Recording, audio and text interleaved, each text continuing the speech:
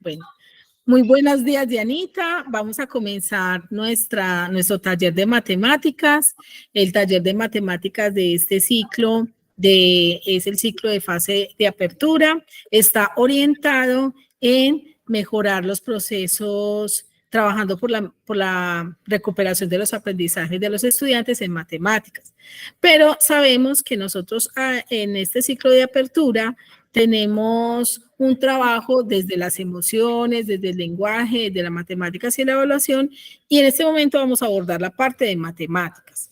Para ello tenemos dentro de lo que se aborda en el PTA, el momento de presentación del taller, el momento de exploración, de estructuración, de práctica y transferencia. Comencemos con la presentación que tiene que ver con el objetivo del taller y con los desempeños que se esperan con este objetivo del taller.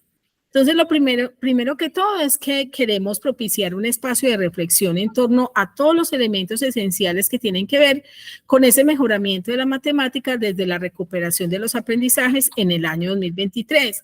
¿Pensando en qué? Vamos a pensar, por ejemplo, en un grado tercero. El grado tercero debe ser un grado que en este momento se encuentra en unas dificultades académicas serias, los estudiantes, unas brechas grandes. ¿Y por qué? Porque ese grado tercero hizo su transición en la virtualidad. Los chicos y las chicas que están en este momento en tercero de primaria, cuando estábamos en el 2020, estaban en transición. Quiere decir que a ellos les tocó aprender todo lo que tiene que ser motricidad fina, motricidad gruesa, todas las dimensiones, incluso la social, entre comillas, les tocó aprenderlo a través de una pantalla. Eso quiere decir que ya ahí hay una brecha grandísima. Luego en el 2021, los chicos que tenemos ahora en tercero estuvieron en el grado primero, aprendiendo a leer, a escribir, y en el 2021 estuvimos el primer semestre, estuvimos desde casa, y el segundo semestre estuvimos intermitentes. Íbamos a la institución, la mitad del grupo iba un día, la otra mitad el otro día, porque había un distanciamiento social. Lo que quiere decir que ni siquiera se alcanzaron a conocer entre todos los compañeros y que hicieron un primero también muy atípico. En el grado segundo, el año pasado, en el 2022, estos chicos que ahora están en tercero estaban en el grado segundo y ahí sí se vinieron a conocer, pero muchos de ellos llegaron sin saber leer y escribir y hoy todavía pasa lo mismo. ¿Qué esperamos de esos desempeños? Que los maestros puedan reconocer los elementos esenciales para el mejoramiento de sus aprendizajes, en este caso, especialmente en matemáticas, y que podamos colaborar y contribuir al mejoramiento de estos aprendizajes. Vamos a comenzar entonces con la exploración y para ello quiero pedirte que mires el dado que tienes y que puedas observar qué relación encuentras al mirar las caras opuestas de ese dado. Vas a observar el dado, por ejemplo, observamos el lado 5 y qué pasa con el lado que hay detrás del lado 5 y luego miramos el lado 3 y vamos a mirar qué número hay detrás del 3 y qué relación estamos encontrando ahí y luego observamos el lado 1 y vamos a mirar detrás del lado 1 qué hay y qué relación encontramos común en los tres situaciones. Y te escucho. Listo, entonces, si vamos con el lado 1, pues en el lado opuesto encontramos el número 6. O sea, que es de inicio 1, finaliza 6, que sería como los números del 1 al 6, como en esa secuencia. Muy bien. Con el 5 encontramos el número 2. Entonces, 1, 2, 5, 6, 5. Y en el 4 encontramos el 3. Es como el número que nos da como en la mitad de 1, 2, 3, 6, 5, 4. Ok. Trata de mirar si encuentras otra relación. No sé si de pronto haciendo operaciones entre ellos o qué puedes encontrar común en estas caras opuestas. Bueno. Caras opuestas. Por ejemplo, estamos observando el 5 y detrás hay un número y de pronto no sé si quieres hacer una operación para ver si encuentras algo común o qué pasa a ver si tratas de encontrar algo común entre esas caras opuestas. Caras opuestas para hacer como operaciones básicas, es que... Sí, sí. Por ejemplo, el 5, si lo sumas con el 2, ¿cuánto te da? El 5 si lo sumo con el 2 a mí me daría 7. Podría mirar, encontrar entonces que 4 más 3 también nos da 7 y mirarlo como de una manera, sí. ¿Y qué pasa con el 1 y su opuesto? 1 y 6, 7 también, entonces Entonces encontramos algo especial, y es que podríamos deducir entonces qué, Dianita, de acuerdo a eso. Que también el dado nos va a permitir hacer, pues a mí me gusta, y me perdonas Ángela, esta parte del dado que se ha trabajado mucho en lo que es en el grado primero, porque es que allí nos ponen el conteo desde las caritas, el conteo desde el 1 en secuencia, y que si es algo que es algo concreto, el aprendizaje del chico se le va a permitir más. Y cuando uno va a hacer ese proceso de conceptualización, es llevarlo a ellos. ¿Se acuerdan cuando el dado? ¿Se acuerda cuando lo hicimos? ¿Se acuerda cuando lo tomamos? Porque estoy identificando que cuando la actividad es solamente en el tablero, que el chico la desarrolle y no hay ese conocimiento didáctico del aprendizaje, que esto sea de contacto, algo concreto, identifico que está pasando ese ítem que nosotros tenemos, entre comillas, que observar, que no existe. Entonces, cuando hay algo tangible en clase, los chicos pueden realmente hacer esa relación de lo que se esté pidiendo en ese momento.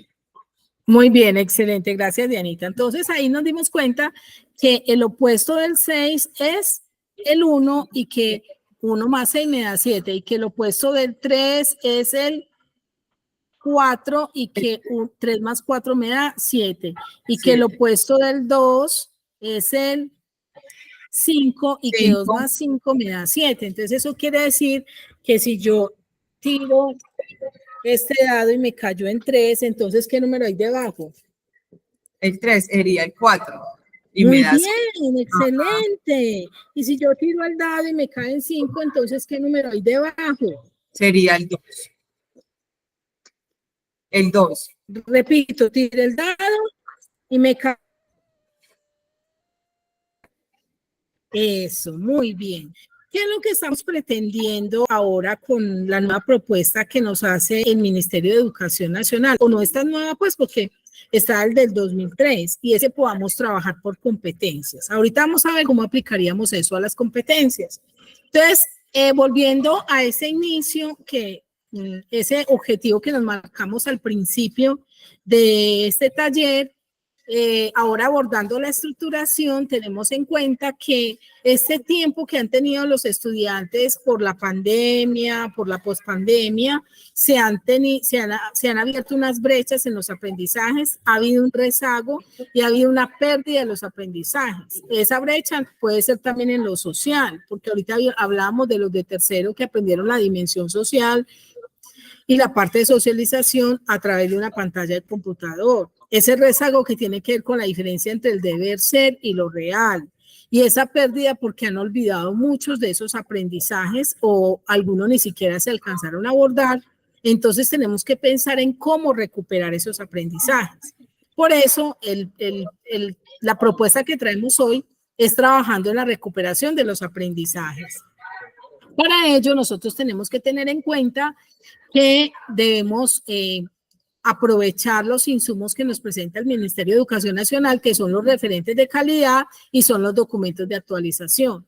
Recordemos que los de referentes de calidad hace alusión solamente a dos aspectos, que son los lineamientos curriculares, que en este caso, como estamos hablando de matemáticas, entonces son los lineamientos curriculares de matemáticas, que esos están diseñados desde el 98, y los estándares básicos de competencia que nos los han dado desde el 2006. Los demás son documentos orientadores. ¿Qué quiere decir eso? Que los derechos básicos del aprendizaje yo los puedo abordar como una oportunidad para orientar esa planeación, pero no es un requisito de ley. El requisito de ley son los referentes nacionales de calidad, que son los lineamientos, la Ley General de Educación y los estándares básicos de competencia.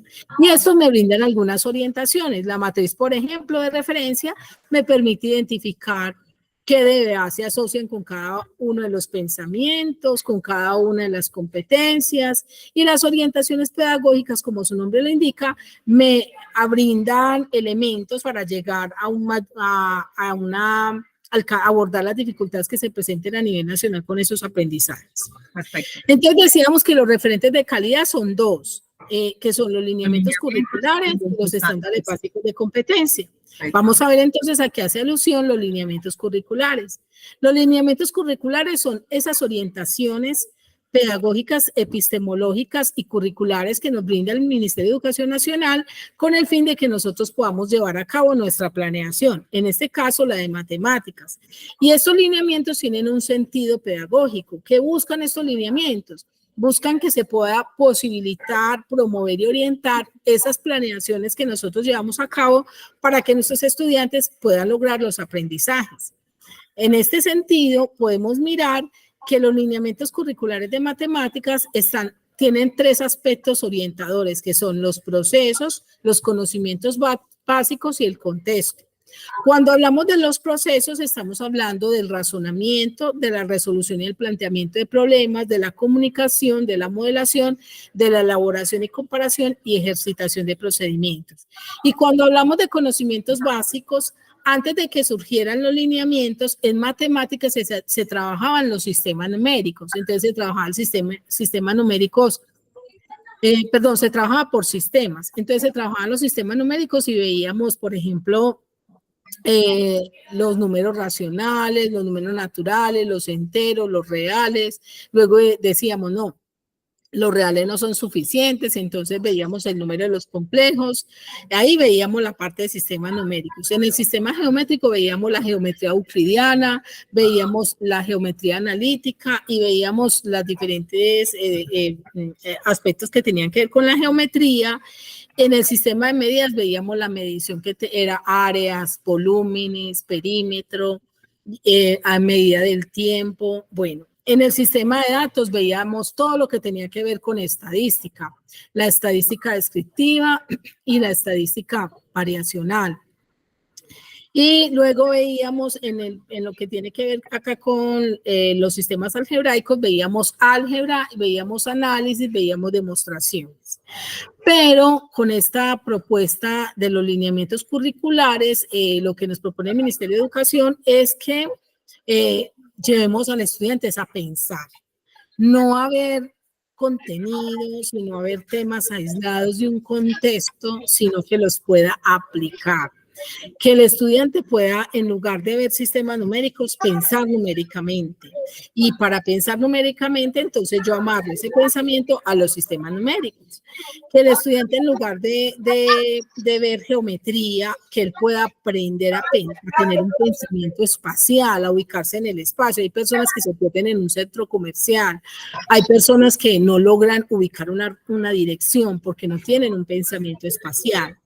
Y que ese pensamiento espacial se amarre a esos sistemas geométricos y que en lugar de que el estudiante simplemente sepa medir un perímetro, un área y que a veces no toma conciencia de cuál es la diferencia entre lo uno y lo otro, él pueda tener un pensamiento métrico amarrado a esos sistemas de medida, que asimismo pueda tener un pensamiento aleatorio y un pensamiento variacional. Todo eso es posible siempre que se tengan en cuenta el contexto, es decir, los aprendizajes se amarren a ambientes que rodeen al estudiante y que le den sentido a las matemáticas que aprenden. En ese sentido, nosotros vemos en los lineamientos curriculares un cubo que nos resume todo esto que he dicho. Este cubo usted lo va a encontrar en los lineamientos curriculares y aquí vemos todos los pensamientos numéricos y los sistemas, todos los pensamientos y los sistemas, los procesos de aprendizaje que tienen que ver con las competencias y el contexto que pueden ser situaciones problemáticas de las mismas matemáticas o de la vida cotidiana y de otras ciencias. Pensando en eso, entonces vamos a mirar que también habíamos dicho de los lineamientos curriculares y habíamos dicho que el otro elemento son los estándares básicos de competencia. ¿Qué son los estándares básicos de competencia? Son esa guía sobre la cual los estudiantes deben saber y saber hacer con lo que aprenden. Es decir, allí me enfocan más en cómo llevar ese aprendizaje a un contexto determinado teniendo en cuenta las competencias.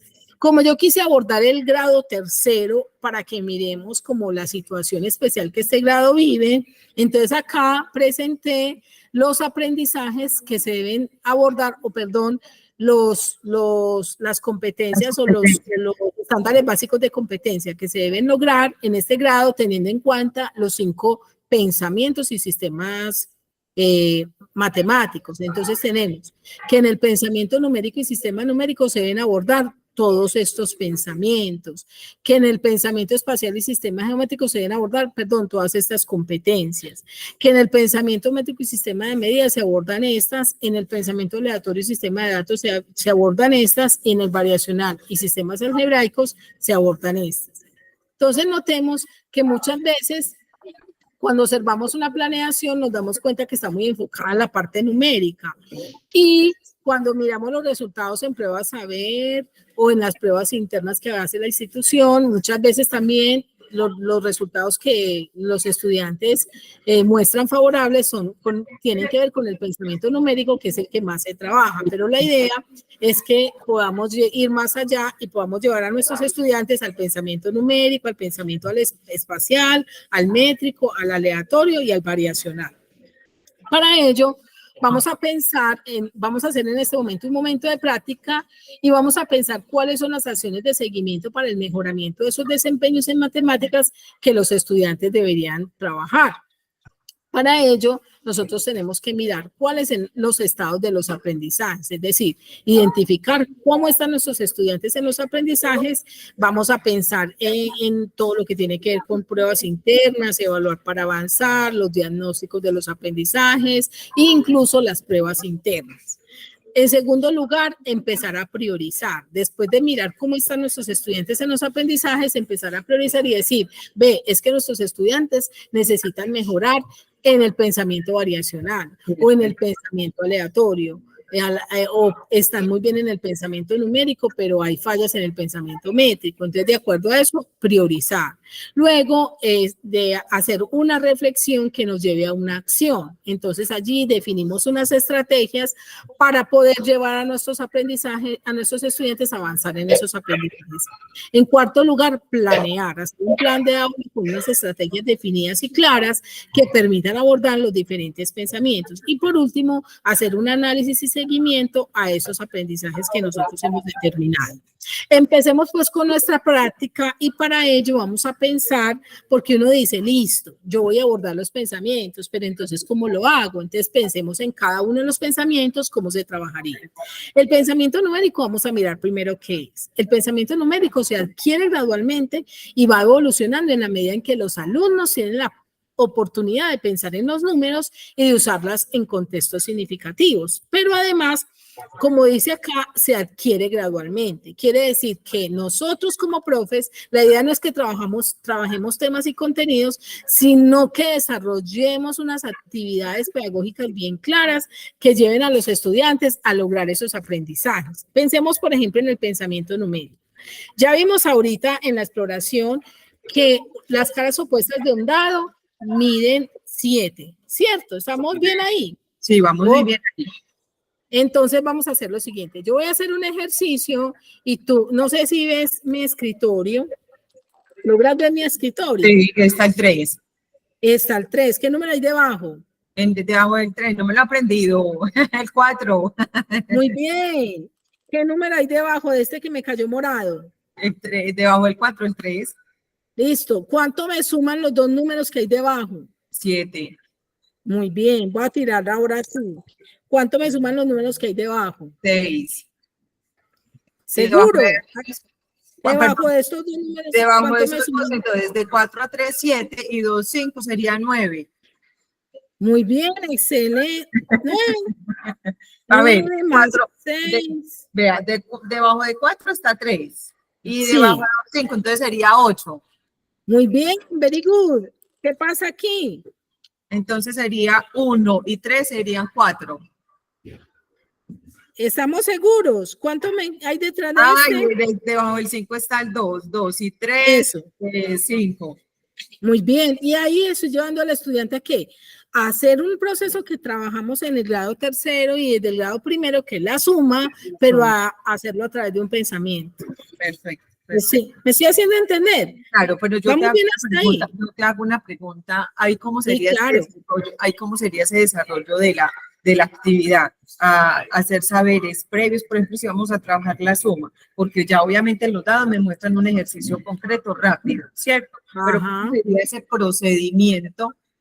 Sí, porque yo siento que ahí es donde el docente pone demasiadas actividades, muchas actividades, entonces hay un saber previo, puede ser que utilice un video, porque por lo general es lo que yo estoy viviendo, ponen un video, dan el concepto y hacer sumas sin situaciones, problema. Ahí entonces, ¿cómo jugaría la planeación, Ángela? Lo que pasa es que es importante que el docente lleve a cabo también, como hacemos en el PTA, ese momento de exploración, ese momento de estructuración. En el momento de estructuración es donde el profe empieza a explicarle al estudiante el proceso, cómo se llevan a cabo esos procesos, cómo se desarrolla esa suma, y entonces ahí él empieza a ver valor posicional, usa el abaco, usa una cantidad de cosas para que el estudiante entienda bien por qué yo cuando llevo, por qué tengo que llevar, por qué llevo lo que corresponde a las decenas o a las centenas, ¿cierto? Eso lo haría en el momento de estructuración.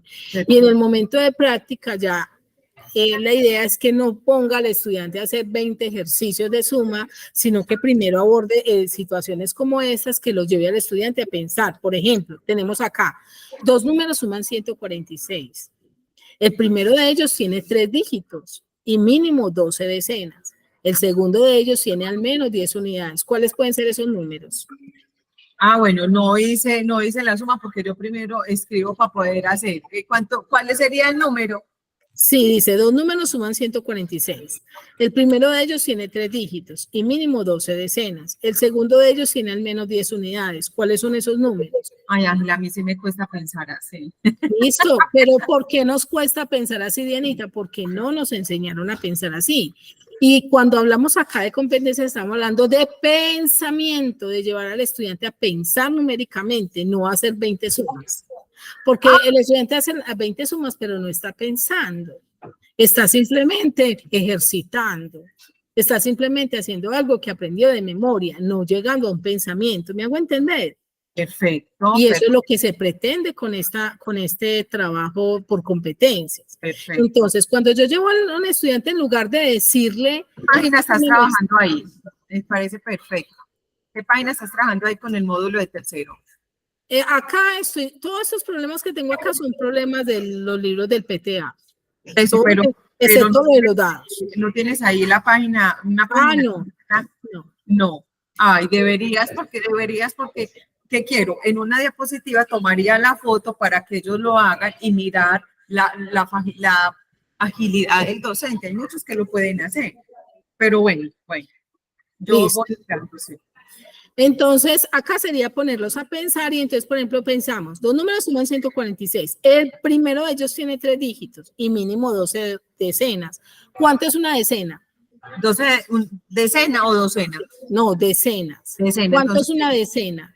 10. Listo, entonces si tiene mínimo 12 decenas, ¿cuántos son 12 decenas? 120. Eso, entonces el número mínimo debe ser 120. Si uno es 120, ¿cuál es el otro? El otro entonces sería para 46, 26. Muy bien, y el otro cumple con la condición porque tiene al menos 10 unidades. Listo, pero esa sería la respuesta única. Ay, Ángela, ahí se me corchó. Yo me imagino que es poner a jugar al estudiante con unidades, decenas, centenas, de esa manera. Eso, exacto, porque aquí hay una palabra clave, Dianita, que es mínimo. Entonces, si yo tengo 120, ¿cuál puede ser el siguiente? Que habíamos hablado, de 26 a 146. Sí, pero si yo digo, aquí hay una palabra clave que es mínimo. Acuérdate que una competencia de matemáticas es comunicación. ¿Qué quiere decir mínimo? Mínimo quiere decir que es eso o más. Entonces, si yo digo que el mínimo es 120, ¿cuál podría ser el otro número de respuesta? Ahí sí estoy cortada. No, tranquila. Pensemos. 120 es el mínimo. ¿Qué le sigue a 120? ¿Cuál es el que sigue? ¿Cuál es el número que sigue de 120 contando así en orden? 121. Eso, o sea que 121 puede ser otra respuesta. Y entonces, si 121 es otra respuesta, ¿cuál sería el otro para que me dé 146? 121 sería 25. Exacto, entonces 121 y 25 sería otra respuesta. Perfecto. Podremos sacar otra respuesta. Por ejemplo, ¿cuál otro número puede ir? Podemos hacer el consecutivo. Si vamos en 121, podemos hacer 122. 122. ¿Y entonces Perfecto. cuál sería el otro? Entonces 122. Y para 140, espérate que me perdí el número. Para 146 sería 24. Muy bien, excelente, very good. Entonces notemos cómo muchas veces nosotros pensamos que es muy difícil abordar ese aprendizaje, es muy difícil abordar ese aprendizaje de pensamiento, pero te vas a dar cuenta que los niños son más rápidos que uno, ellos lo logran más rápido que uno y además que les permite pensar. No simplemente realizar ejercicios, sino pensar, ¿cierto? Y un pensamiento que nos lleve pues a alcanzar aprendizaje, ¿cierto? Bueno, en el chat de esta videollamada te voy a colocar un link para que por favor entres ahí a ese link y en ese link vas a encontrar un Jamboard y puedes escribir ahí. ¿Listo? Listo, perfecto. ¿Cuál vamos a trabajar ese link? Puedes entrar ahí y vas a encontrar un Jamboard. ¿Me hago entender? Vamos a mirar. Listo. Y bueno, entonces, listo, chat. ¿Sí lo encontraste? Sí, sí. Ok, ahorita lo abordamos. Sí. Entonces, acá ya hicimos ese, ahora vamos a pensar en el pensamiento espacial. ¿Listo? Sí. El pensamiento espacial es considerado como el conjunto de los procesos cognitivos mediante los cuales se construyen y se manipulan las representaciones mentales de los objetos del espacio, las relaciones que hay entre ellos, las transformaciones y sus diversas traducciones a representaciones materiales. Por ejemplo, yo estoy ubicada en un parque y me quedé de encontrar con alguien y yo le digo, encontrémonos en el parque, pero si yo no le doy puntos de referencia, el parque es tan grande que nos podemos perder y pensar yo que la otra persona me quedó mal y la otra persona pensar que yo le quedé mal, pero si estamos en el parque solo que no dimos puntos de referencia o solo que no nos ubicamos, ¿cierto? Se construye el pensamiento espacial a través de la exploración activa y la modelación del espacio, tanto para la situación de los objetos en reposo como para los objetos que están en movimiento. Veamos un ejemplo. Te voy a pedir el favor que te vendes los ojos, si puedes hacerlo. Tarararán, claro. Con lo que te dije que tuviera listo para vendarte. Claro, claro. ¿Listo? Muy bien. Ahora vas a tomar uno de los objetos que te dije que tuviera listos, puede ser que si quieres tomes el atún o que tomes la caja de gelatina. Listo, perfecto. Bueno, y lo vas a poner eso. Toca ese atún, así, levántalo un poquito para que se vea desde la cámara eso. Tócalo, toca la parte plana que veas de ese atún. Eso que tú estás tocando plano se llama cara. ¿Cuántas caras tiene ese atún? Serían 2. Muy bien. Ahora vas a soltar el atún y vas a coger la caja de gelatina. ¿Listo?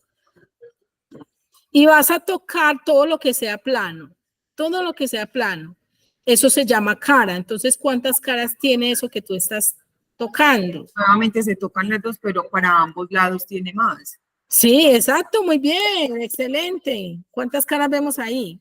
Entonces sería 1, 2, 3, serían 6. Muy bien, excelente. Ahora vas a tocar las líneas que unen una cara con otra. Perfecto. Líneas. Eso se llaman aristas. Muy bien, aristas. ¿Cuántas aristas tiene esa caja? ¿Cuántas me darían? 2, 4, 6, 8, 10. Excelente. Tenemos 4 arriba y 4 abajo. 4 arriba y 4 abajo. ¿Y a los lados cuántas tienes? Ah, bueno, 4, serían 12. Muy bien. Ahora vas a tocar unos punticos que unen una arista con otra. Eso se llaman vértices. Perfecto. ¿Cuántos vértices tiene esa caja? Serían 8. Muy bien, ahora vuelve a coger el atún. Yo ya te definí que es una arista y que es un vértice. ¿Ese atún tiene aristas? A ver, tú me decías, las aristas son. Las que unen un lado con otro. Perfecto. ¿Y los vértices? Los que unen las aristas. No, yo no la encuentro. Muy bien, excelente. Ya puedes abrir los ojos. Perfecto. Entonces, algo muy bonito es que, mira, que yo puedo llevar al estudiante simplemente a tocar y ahí estoy trabajando el DUA. Porque voy a tener estudiantes que de pronto tengan dificultades para ver y yo lo puedo llevar a través del tacto a identificar qué es una cara, qué es una arista, qué es un vértice y estoy utilizando el DUA. ¿Listo? Sí, entonces ahí hemos logrado trabajar parte del pensamiento espacial. Pues no, obviamente no es todo, pues, porque es un espacio muy, muy corto para hacerlo, ¿cierto? Claro, sí. Pero logramos trabajar parte del pensamiento espacial. ¿Listo? Perfecto. Okay. Ahora vamos a mirar que en ese pensamiento espacial que abordamos ahí, y yo comparto acá una ventana y vuelvo a la presentación. Entonces, ¿estás viendo la presentación? Sí. Listo, en el pensamiento espacial vamos a trabajar este ejercicio. Dice, el enanito de mayor edad quiere instalar un piso nuevo en la sala de la casa para la gran fiesta de Blancanieves. Él comenzó muy bien, pero luego perdió su plano y ya no sabe cómo poner las baldosas y poder seguir con los patrones. Recorta pequeñas baldosas y colócalas de forma adecuada para cumplir con el patrón en todo el piso. Entonces ya me dan el siguiente. Este es el patrón. Y esto es lo que el enanito tiene que hacer, ¿cierto? Entonces empecemos. El enanito tiene que coger este patrón que tiene acá, ¿sí? Vamos, si quiere, al Jamboard. Puedes ir al Jamboard. Listo. Y allá en el Jamboard vas a encontrar ya vi que ingresaste al Jamboard, excelente. Sí. Y ahí en el Jamboard estás encontrando lo que el enanito tiene que hacer, ¿cierto? Perfecto, sí. Y acá encontramos en las baldosas que el enanito tiene para pegar, tenemos unas baldosas como esas que están acá, ¿sí? Sí.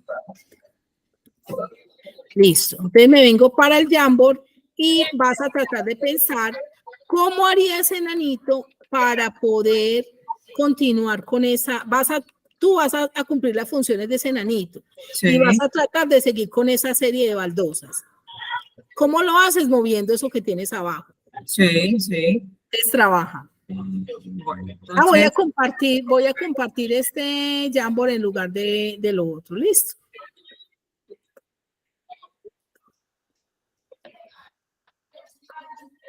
Muy bien. Trata de seguir, de pegarlo a la otra, o sea, estás trabajando y vas a pegar las piezas a la otra.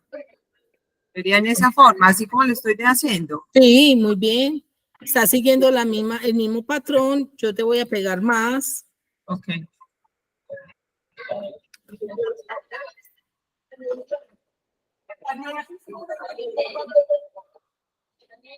Pero no da como bien la forma.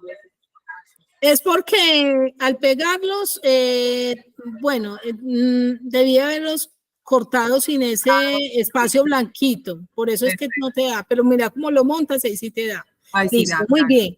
¿Qué hiciste ahí? En matemáticas, cuando yo tengo una figura acá y la llevo acá, eso se llama traslación.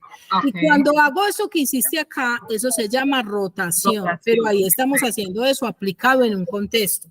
Sí. Cuando yo estoy trabajando albañilería y voy a hacer una decoración, imagínate que yo fui en estos días a un club campestre, estaba en una piscina y habían cambiado la baldosa y eso, el que lo pegó, yo dije, no tiene nada de pensamiento espacial, okay. Porque eso no concordaba, o sea, se suponía que era una serie y no concordaba. Entonces acá mira que en el pensamiento espacial aplico lo que es rotación, traslación de figuras planas. ¿Vamos bien hasta ahí? Sí, muy bien, Ángela. Muy bien. Entonces, mira que yo puedo llevar al aula el pensamiento espacial, no solamente teniendo que llevar conceptos y temas, sino que abordados a un pensamiento como tal. ¿Vamos Sí, bien hasta ahí? vamos bien hasta ahí.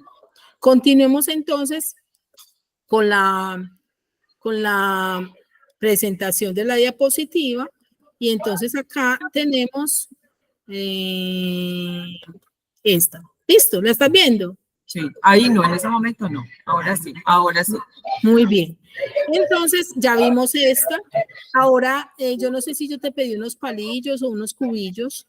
Pues acá tengo de estos. Listo. Entonces vas a formar esa figura así en el escritorio. Esa figura que tienes ahí, fórmala en tu escritorio. Perfecto. Y vas a mover 2 palillos de tal manera que ya no te queden 4. Aquí hay 5 cuadrados. Mira, 1, 2, 3, 4 y 5 con el grande. Con el Y vas grande. a tratar de moverla de tal manera que al mover solo 2 palillos no queden 5, sino que queden 7. Claro. Y bajas así el computador y me muestras el escritorio cuando lo Pero tengas formado. sabes, voy a coger otra mesa porque el espacio es muy pequeño. Un momento. Dale tranquilo.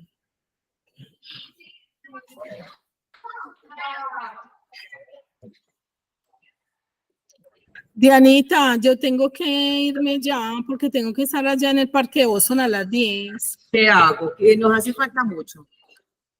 Pues esto es la práctica que puede ser inclusive más corta. Yo tengo más cosas, ¿cierto?